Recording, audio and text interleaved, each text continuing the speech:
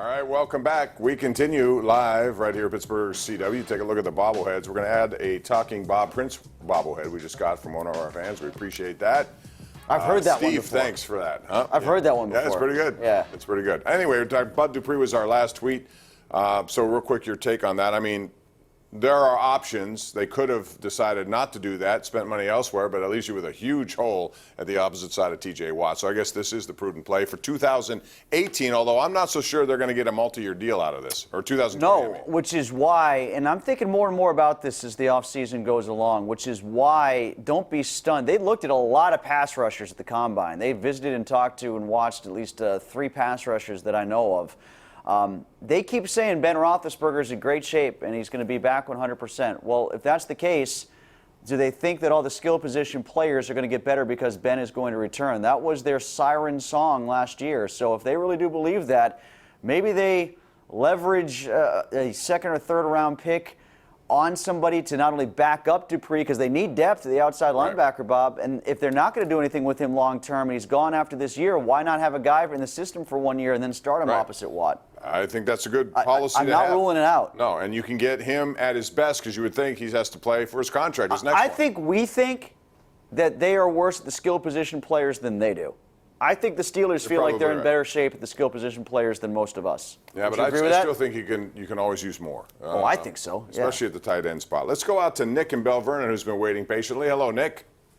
Hi, Bob. Hi, Bob and Tim. I just want to say that I think the Penguins are 1 win, 6 losses since they made the trade deadline trades. And so do you think that that's a factor what's happening with the Penguins? And do you think they're ever going to win again? Well, first of all, there are only 3 since, Patrick Marleau, Connor Sherry have been here just for 3 games. Yes. Rodriguez, so 3 games.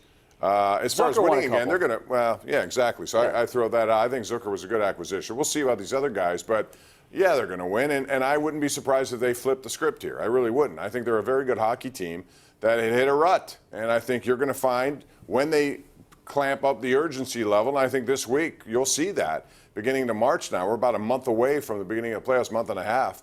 So, Tim, they have to do that, and I think there's enough talent here.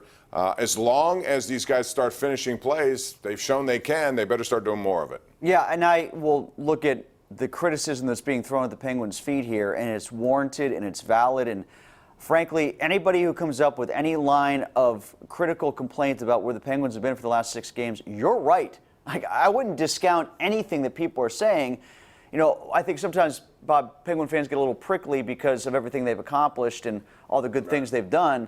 That doesn't mean you can't criticize them for the moment. But that's not condemning the rest of the season. We can be critical of what's just happened this last 2 weeks. That's not condemning what's going to happen. And I think Mike Sullivan was too. There were a couple of times during the streak he was very upset. He should have been. And he should have been. It's not unlike coaches. You know, you go through ups and downs, and I think we're in that situation now, and they have a chance to turn it around, and they start tomorrow against a bad team, which they need to win. That's going to do it for our program tonight. Big thanks to Tim Benz.